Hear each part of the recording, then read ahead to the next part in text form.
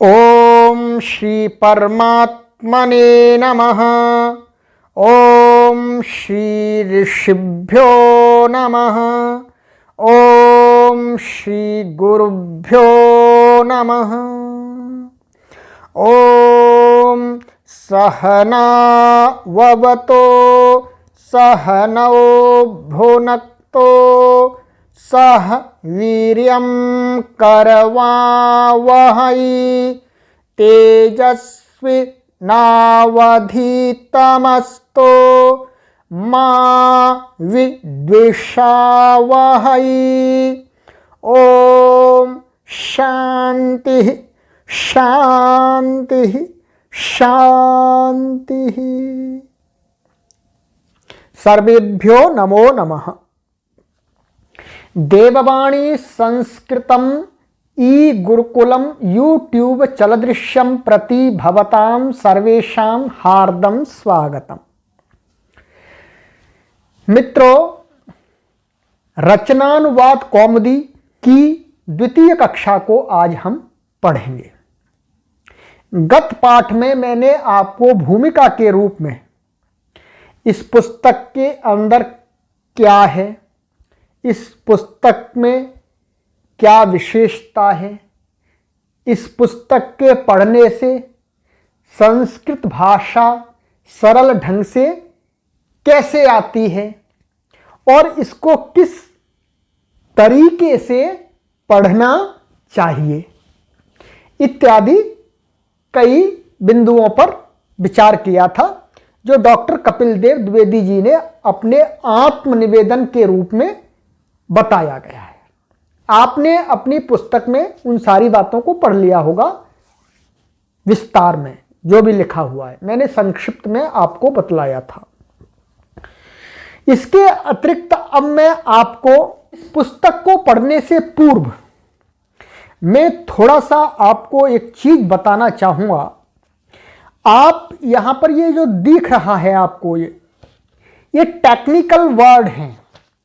इन शब्दों से आप परिचित हैं अच्छी प्रकार से, क्योंकि अभी मोस्टली इंग्लिश के वर्ड यूज होते हैं, उनसे हम सभी परिचित हैं। संस्कृत के शब्द प्रचलन में कम हैं और वह भी ग्रामर के वर्ड्स यूज में कम हैं। इसलिए उनको समझने के लिए ये कुछ आप देखिएगा, इनको ध्यान से आपको पढ़ना है। मैं सब पढ़ के नहीं बताऊंगा, तो इससे आपको संस्कृत भाषा पढ़ते समय मैं जो शब्द बोलूंगा उनका ठीक अर्थ जानने में सहायता प्राप्त होगी। जैसे अक्षर को क्या बोलते हैं ये देखिएगा, वर्ण को क्या बोलते हैं इंग्लिश में, वर्णमाला को क्या बोलते हैं, स्वर को क्या बोलते हैं आदि, ये पूरा आपको अच्छी प्रकार से यहाँ पर क्लिक करके रोक करके आपको पूरा पढ़ना है अच्छी प्रकार से, जिससे मैं आगे उन शब्दों का, संस्कृत शब्दों का उपयोग करूँगा अपने पढ़ाने में, तो आप उनका अर्थ ठीक प्रकार से समझ पाएँ। तो ये एक आपको विशिष्ट कार्य दिया जा रहा है, इसको अच्छी प्रकार से रोक करके पढ़िएगा, अथवा पुस्तक है तो पुस्तक में आपको पढ़ना है। अब हम इस पुस्तक के प्रथम अभ्यास को पढ़ना आरंभ करते हैं। देखिएगा, आप संस्कृत की ABCD नहीं जानते, परंतु आपकी आयु मैच्योर है, आप 18 वर्ष से ऊपर के हैं अथवा 16 वर्ष से ऊपर के हैं, और आयु अधिक कितनी भी हो सकती है, तो आप इस पुस्तक को पढ़ने में समर्थ हैं, संस्कृत भाषा को सीखने में समर्थ हैं।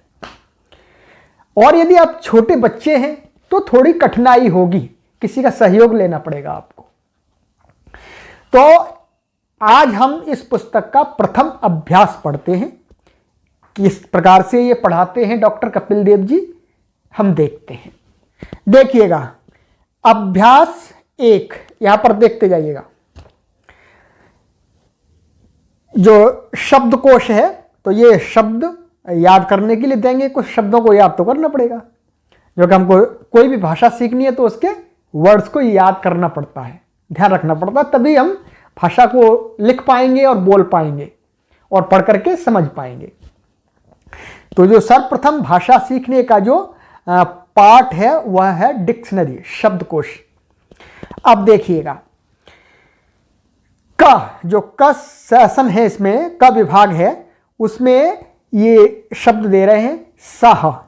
संस्कृत में सह का अर्थ होता है वह, इंग्लिश में ही मतलब मेल, पुल्लिंग के लिए ही मीन्स सह, सह मीन्स वह, और तऊ माने वे दोनों।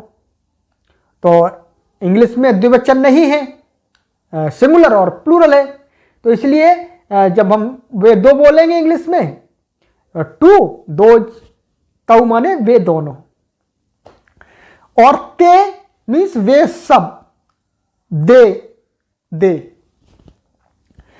भवान आप पुल्लिंग, ये सम्मानजनक शब्द है। ये किसके लिए यूज होता है? ये यूज होता है सेकंड पर्सन के लिए, परंतु ये है थर्ड पर्सन।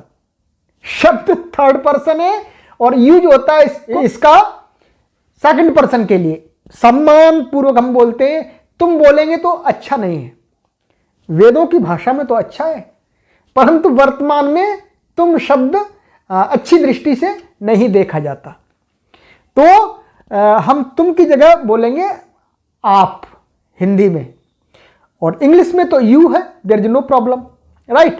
तो जब संस्कृत में हम आप बोलेंगे किसी पुरुष को, तो उसके लिए हमको क्या प्रयोग करना है? भवान। अब देखिएगा भवती, यदि कोई स्त्री है, कोई फीमेल है, तो उसको बोलेंगे भवती। यह सर्वनाम शब्द है। सर्वनाम मीन्स प्रोनाउन, राइट, प्रोनाउन है, यह सर्वनाम है। सर्वनाम की परिभाषा भी मैं आपको बहुत ही सरल ढंग से समझा देता हूं। सर्व माने सारे, और नाम मीन्स नाम, माने दुनिया में जितने भी वस्तुएं हैं, चाहे वो चेतन चाहे जड़, उनके साथ में, सबके साथ में जिन शब्दों का प्रयोग किया जा सकता है, तो वो सर्वनाम। संस्कृत में इसका अर्थ है सर्वेषाम नामानि सर्वनामानि, मानी जो सबके नाम बन जाते हैं। मेरे लिए भी प्रयोग कर सकते हैं आप, मैं आपके लिए कर सकता हूं, आप तीसरे के लिए कर सकते हैं, आप जड़ के लिए कर सकते हैं, आप चेतन के लिए कर सकते हैं, आप किसी कीट पतंगे के लिए यूज कर सकते हैं, वृक्ष के लिए यूज कर सकते हैं, फल के लिए यूज कर सकते हैं, धरती आसमान के लिए यूज कर सकते हैं, आप किसी के लिए भी यूज कर सकते हैं। इस प्रकार के शब्दों को ही कहा जाता है सर्वनाम। संस्कृत में देखिएगा अर्थपूर्ण शब्द बनाया है। सर्वनाम मीन्स सर्वेषाम नामानि सर्वनामानि, सबके नाम बन जाते हैं, और इसी को बोलते हैं इंग्लिश में प्रोनाउन। नाउन और प्रोनाउन, प्रो का थोड़ा सा ऐसा ही भाव होता है कि भाई जो नाउन से भी और विशेष, माने जिसका संबंध नाउन का किसी एक के साथ लगता है, और प्रो माने सबके साथ लग जाता है, राइट। तो ये सरल सरल परिभाषाएं हम आपको समझाएंगे। तो ये सर्वनाम शब्द हैं। अब आगे आइएगा, अब नाउन आ रहे हैं संज्ञावाची शब्द। राम, राम, राम नाम का कोई व्यक्ति। ईश्वरः, ईश्वर या स्वामी, माने जो मालिक को भी ईश्वर बोलते हैं, और परमपिता परमेश्वर जो निराकार ईश्वर है उनको भी ईश्वर कहते हैं, तो ईश्वरः। बालकः, बालक चाइल्ड। मनुष्यः, मनुष्य ह्यूमन बीइंग। नरः, मनुष्य सैम। ग्रामः, गांव विलेज। नृपः, राजा किंग। विद्यालयः, विद्यालय स्कूल। तो ये आपके सर्वनाम और संज्ञावाची शब्द इतने आपको याद करने हैं, और मैंने अर्थ कोशिश पूरी रहेगी कि इंग्लिश, जो इंग्लिश ज़्यादा जानते हैं लोग, people who know English they could also learn, जो लोग इंग्लिश जानते हैं वो भी सीख सकें। इसलिए हम थोड़े से इंग्लिश के वर्ड्स का भी यूज करेंगे, और करना चाहिए पढ़ाने के लिए। हमारा जो परिश्रम है वो अधिक लोगों के कार्य आ जाए, राइट। तो अब देखिएगा आप, ये इनको याद करना है आपको। अभी और आगे कार्य बताएंगे क्या करना है। अब है ख विभाग। ख विभाग में धातुएं होती हैं, रूट्स। हमने आपको कल बताया था कि रूट्स मीन धातुएं, तो संस्कृत में रूट्स है। तो देखिएगा, भू मीन्स होना, टू एग्जिस्ट माने अस्तित्व होना किसी का, तो उसको बोलते भू। पठ पढ़ना, टू स्टडी। लिख लिखना, टू राइट। हंस हंसना, टू लाफ। गम जाना, टू गो। आगम आना, टू कम। ये रूट्स हैं, इनको आपको याद करना है, धातुओं को याद करना है। इस अर्थ में, इस मीनिंग में ये रूट है, राइट। तो ये 6 धातुएं हैं। अब आइएगा ग विभाग। ग विभाग में ये अव्यय देते हैं। अव्यय हो सकता है आपके लिए बिल्कुल नया होगा।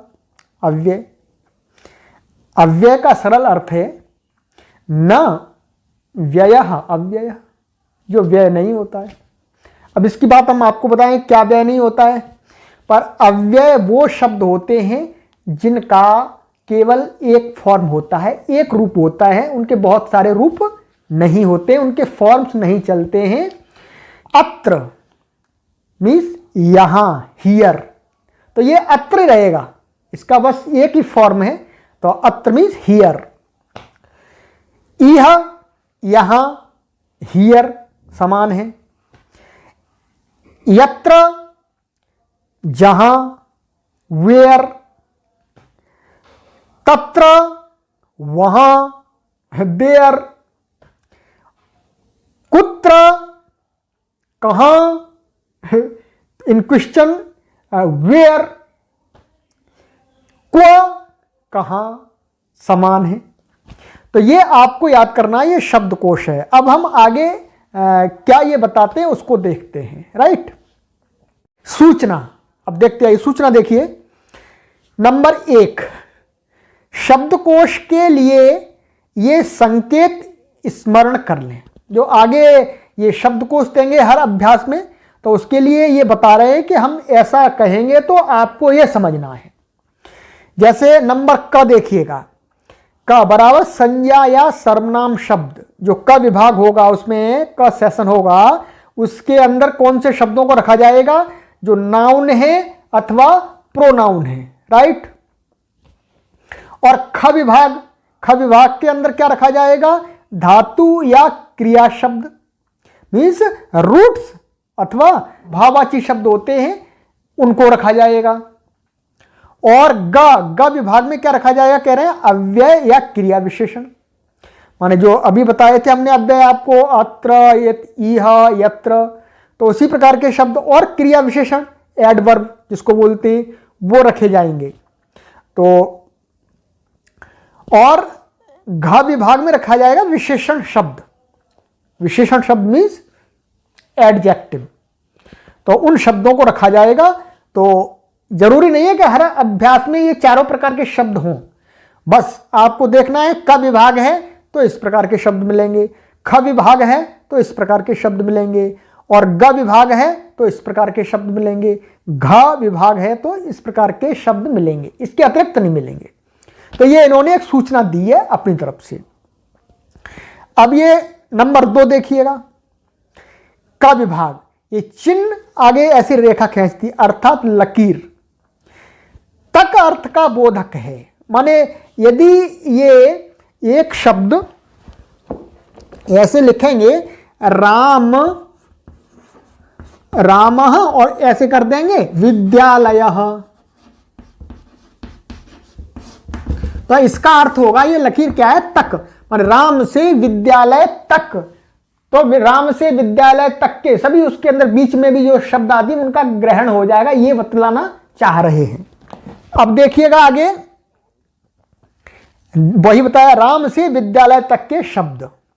अब ख विभाग में देखिएगा वत, जिसके पीछे वत लगाएंगे, वत अर्थात तुल्य सदृश।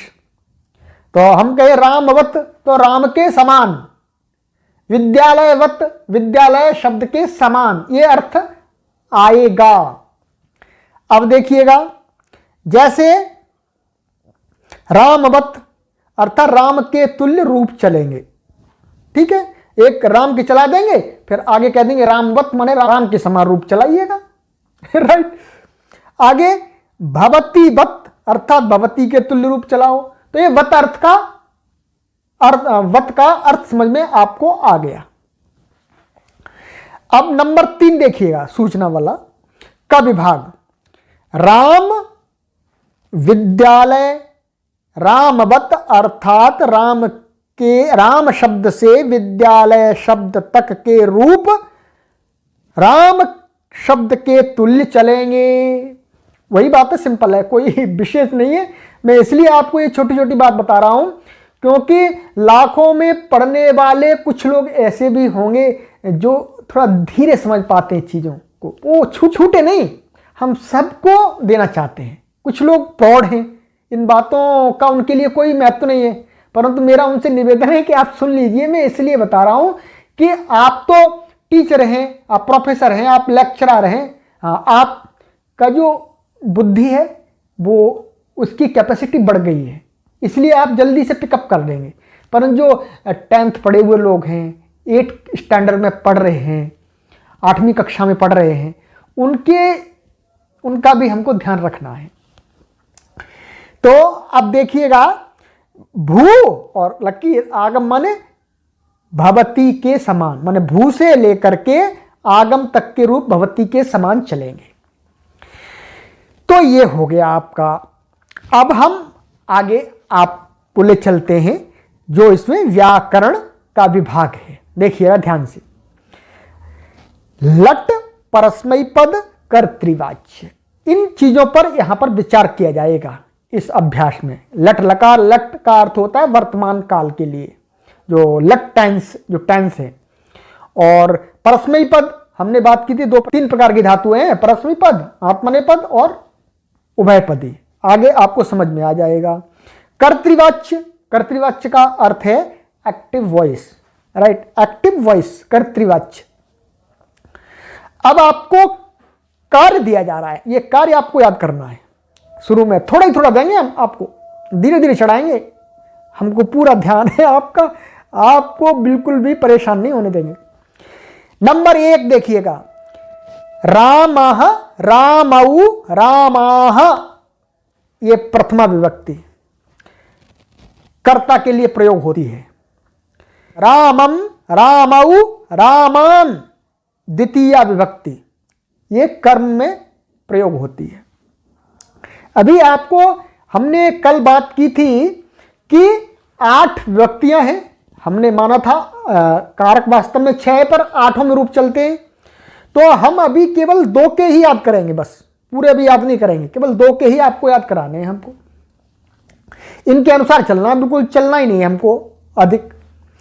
तो आपको ये रूप याद करने हैं। अब आपको क्या करना है, 1 के याद कर लिए तो 1 के याद करने से आप हजारों शब्दों के रूप बना लें। इसके लिए इन्होंने संक्षिप्त रूप दिया है। क्या दिया है? संक्षिप्त रूप।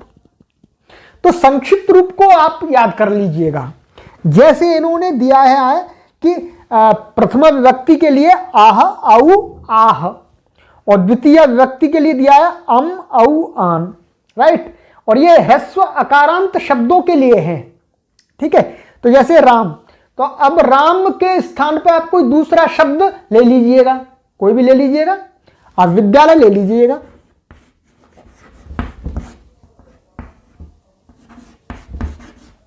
विद्यालय ये ह्रस्वकारांत है, ठीक है। तो अब आपको इसके रूप कैसे चलाने, राम के समान। तो आपको इसके याद नहीं करने, रटने नहीं है। अब इसके पीछे क्या है, ये विद्या, तो आह लगा देंगे और औ जोड़ देंगे तो औ हो जाए विद्यालय, तो और फिर विद्यालयाः, ये संक्षिप्त रूप आपको याद कर लेना है। और विद्यालयम विद्यालय विद्यालयान, आन जोड़ दिया। तो इस प्रकार से रटने से आपको छुटकारा मिलेगा। तो ये आपको संक्षिप्त रूप अभी इतना याद करना है, फिर हम आगे के पाठों में आपको पूरी विभक्तियों को रूप याद कराएंगे। अभी आरंभ में एकदम हम आप पर अधिक भार नहीं डाल सकते हैं। अब देखिएगा, ये नीचे वही लिखा है इन्होंने, संक्षिप्त रूप शब्द के अंत में लगेंगे, जैसे बालकः, बालकौ, बालकाः, बालकम आदि।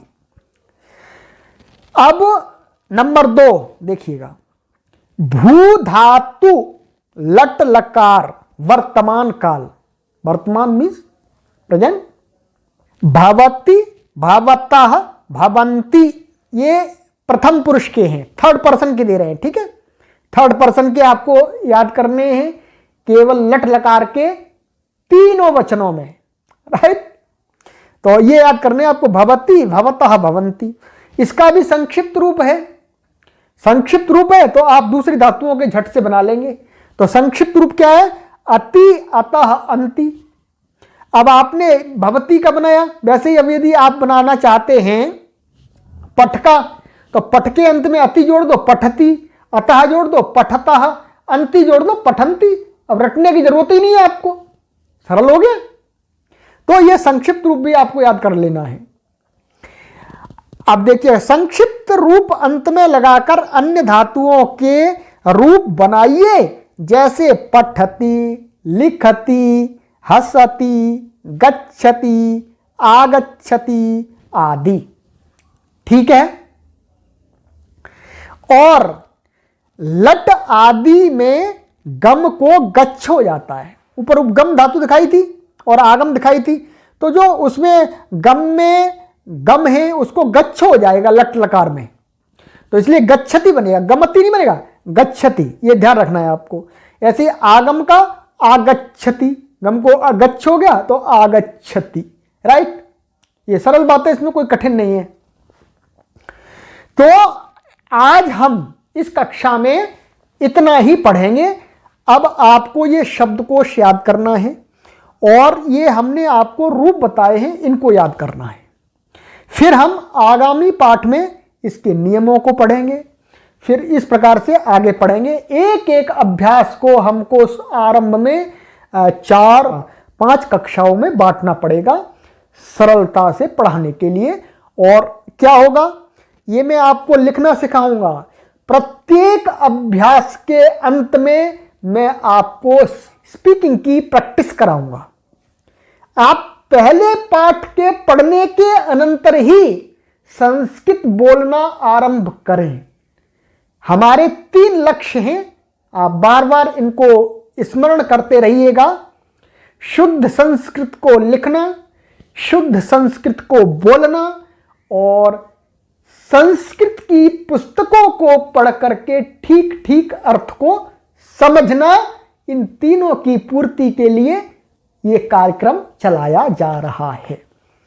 हम लिखेंगे शुद्ध, हम बोलेंगे शुद्ध, हम पढ़ करके समझेंगे शुद्ध, सब कुछ शुद्ध होगा। तभी तो हमारी होगी आत्मा शुद्ध, और शुद्ध आत्मा ही उस परमपिता परमेश्वर के दर्शन कर पाती है। अशुद्ध अपवित्र आत्मा ही प्रभु के दर्शन नहीं कर पाती हैं, सुखी और शांत नहीं रहती हैं, दुखी रहती हैं, चिंताओं से घिरी रहती हैं। हमको चिंता से घिरा नहीं रहना, उस प्रभु के दर्शन करने, आत्मा को शुद्ध करना है। शुद्ध करने के लिए शुद्ध लेखन, शुद्ध संभाषण और पुस्तकों का पढ़ करके ठीक ठीक अर्थ को समझना है। अस्तु, अच्छी प्रकार से पाठ की तैयारी कीजिएगा और आगे का पाठ देख के आइएगा। फिर हम आपको कक्षा पढ़ाएंगे तो आपको अधिक शीघ्रता से समझ में आएगी। इतना ही कहते हुए आप सभी को प्रणाम करता हुआ सर्वेभ्यो नमो नमः। सरल भाषा संस्कृतम, सरस भाषा संस्कृतम, सरस सरल मनोज्ञ मंगल देव भाषा संस्कृतम, सरल